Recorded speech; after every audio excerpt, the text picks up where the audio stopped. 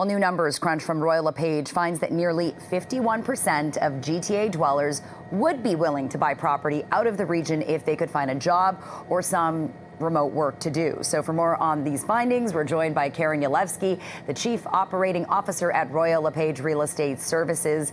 Karen, thanks so much for joining us virtually this morning to talk about it. First of all, are you surprised that more than half of GTA dwellers are willing to kind of up and leave if they could to find places outside of, the urban centers?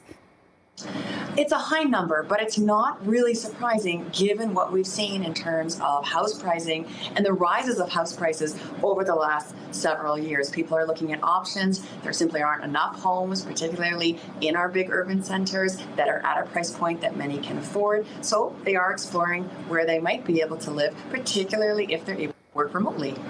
Yeah, and that's a big factor too, right? Whether or not you can find work, because sometimes you look at real estate, you're like, oh, this is so much cheaper than what I'm getting in Toronto. I could just move here. But then it's the infrastructure. It's, can I build a community here? Can I get a job? So what are some of the top cities that are affordable that Canadians would be eyeing to move to if they could?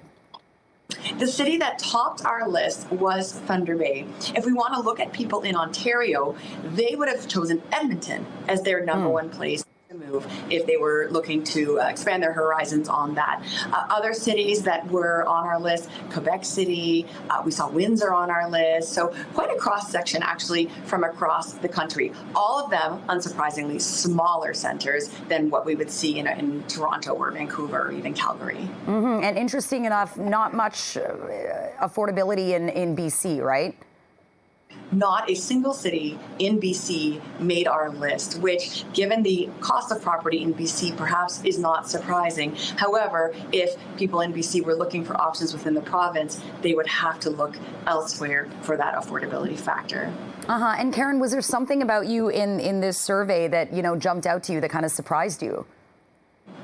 Well, it was surprising that for Quebecers actually had 4 cities on the survey to choose from if they wanted to stay in Quebec. And most Quebecers picked to stay in Quebec if they were going to move. So that was interesting that they didn't want to give up Quebec culture, language perhaps, and were willing to stay there. For everyone else, people were willing to travel quite far. And that was surprising as well. So we used to talk about driving to qualify for a mortgage, whereas now we're talking about flying to qualify for a mortgage. People in Toronto, as an example, willing to go to places like Edmonton or St. John's to find more affordability in their day-to-day life and in their housing. Wow, yeah, that's kind of like really picking up and becoming kind of a mini expat. To leave where home is for you and really take the plunge. It's really interesting that you say that they're willing to fly now. Let's focus on Toronto and the GTA. Of course, we've got the Bank of Canada interest rate that's set to make an announcement this coming in just